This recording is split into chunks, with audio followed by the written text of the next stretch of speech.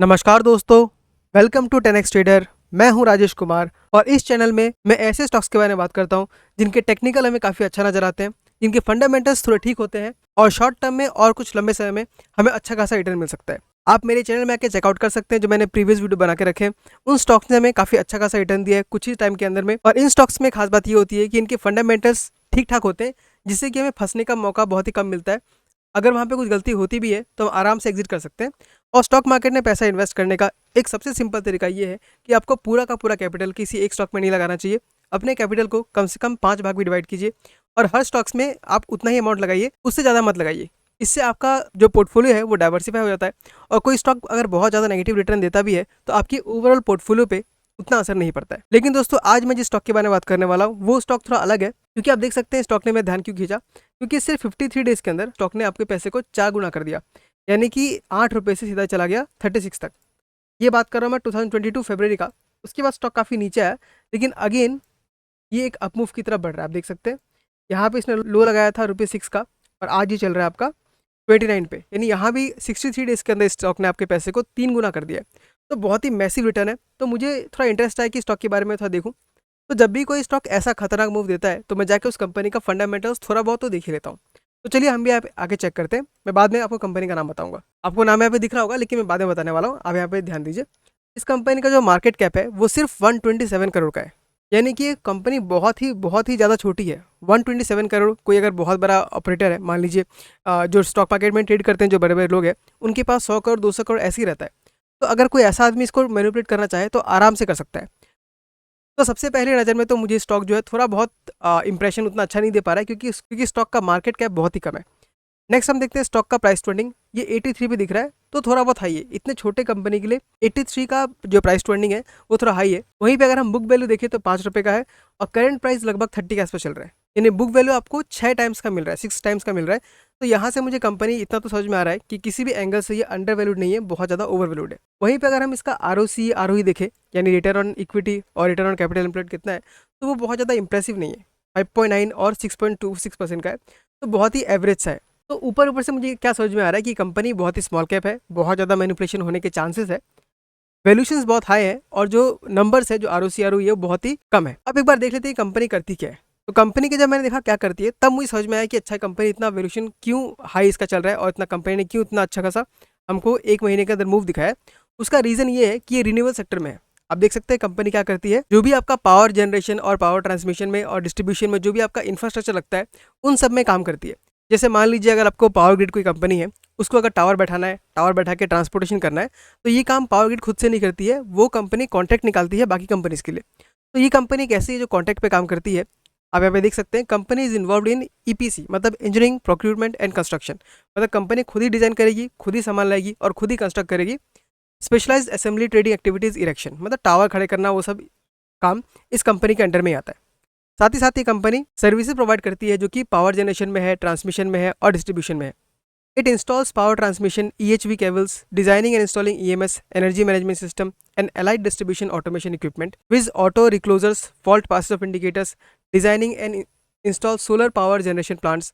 Company also does trading of LED lights, EVH cables and accessories.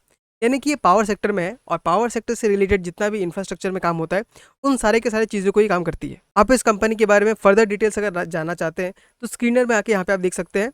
इसके जो clients हैं आप देख सकते हैं, जो जितने बड़े बड़े कंपनीज है वो सारे के सारे से क्लाइंट्स हैं। NHPC, NTPC, REC, power grid, THDC, NDPL, Reliance energy, Tata power, ABB, भेल, Larsen Tabo, siemens, Voltas, IRCTC, यानी जितने भी बड़े बड़े जो कंपनीज है वो इससे क्लाइंट है। लेकिन इसको देख के हमको बहुत ज़्यादा खुश नहीं हो जाना चाहिए, क्योंकि ये जो बड़े बड़े कंपनी है ये से टेंडर्स निकालते रहती है और उस टेंडर में कोई भी अप्लाई कर सकता है। डिपेंड करता है कि वो सर्विसेज कैसा प्रोवाइड करते हैं। अगर हम रेवेन्यू ब्रेकअप देखिए तो 87% इनके सेल्स से आता है, मतलब जो काम करते हैं। और सर्विसेज यानी कि आपको मेंटेनेंस में जो काम आ गया, उसमें इनको 11% का आता है और जो अदर इनकम है उसमें इनको 2% आता है। तो यहाँ पे हम देख सकते हैं कि कंपनी का जो काम है वो काफ़ी ठीक ठाक ही है। कंपनी एक ग्रोइंग सेक्टर में है, तो इसका प्रॉफिट है वो भी अच्छा खासा बढ़ सकता है। नेक्स्ट अगर यहाँ पे देखें तो चेंज इन KMPs की जो इंपॉर्टेंट लोग हैं, जैसे CEO हो गया, CFOs हो गया, ये कंपनीज के बहुत ही इंपॉर्टेंट पर्सन होते हैं, इनमें चेंज हुआ है। आप यहाँ पे देख सकते हैं Ravinder Bhan resigned as CFO on February 14th 2023 and was replaced by mister Mrs. Gravita Sasti. Mr. Kush Mishra resigned as company secretary and compliance officer on September 2022 and was replaced by Mr. Aditya Sharma in 2023.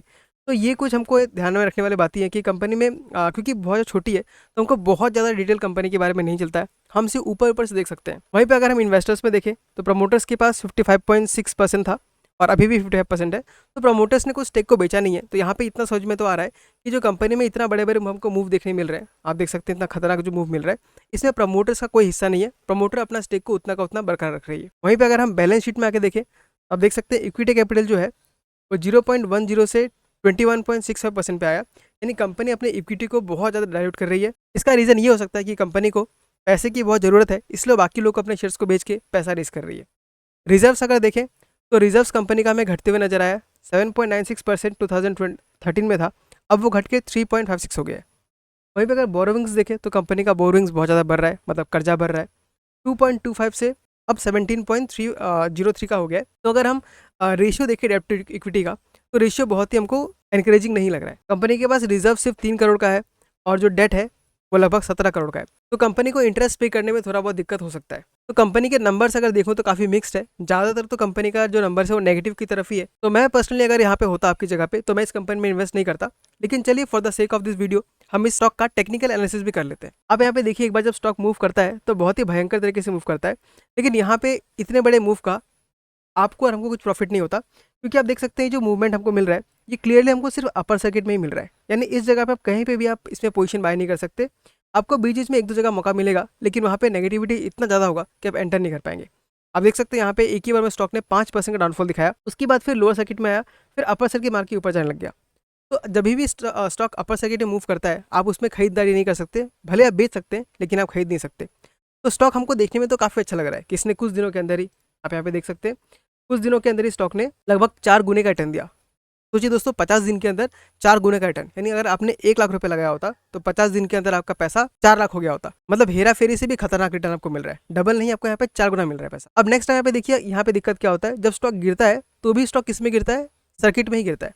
तो देखिए यहाँ पे जब भी stock गिर रहा है तो सर्किट लगा गिर रहा है। इसका मतलब ये है जब स्टॉक गिर रहा था तब आपको बेचने का मौका नहीं मिला, तो आपका जो गेन इतना हुआ वो पूरा का पूरा वेस्ट हो गया, क्योंकि आप बेच भी नहीं पाए। सेम चीज़ आपको यहाँ पे दिख रहा है, जब स्टॉक मूव करता है तो अपर सर्किट में मूव करता है। अब यहाँ पे देखिए, यहाँ पे कहीं भी आप पोजीशन नहीं ले सकते, आपको पोजीशन यहीं कहीं लेना पड़ेगा। लेकिन दोस्तों यहाँ बात ये है कि आपको कैसे पता कि इसके बाद ही मूवमेंट स्टार्ट होगा, क्योंकि देखिए इतने समय तक ये स्टॉक यहीं पे कंसोलिडेशन कर रहा था और जब इसने मूवमेंट देना स्टार्ट किया तो अगेन अपर सर्किट में मूव किया, और जब नीचे आता है तो भी सर्किट में आता है, और ऊपर जा रहा है तो भी सर्किट में ही जा रहा है। तो ऐसे स्टॉक्स देखने में तो बहुत ही अच्छा लगता है कि हमको 3 दिन के अंदर 30 दिन के अंदर इतना भयानक रिटर्न दिया, लेकिन ऐसे स्टॉक्स में ट्रेड करना बहुत ही मुश्किल होता है।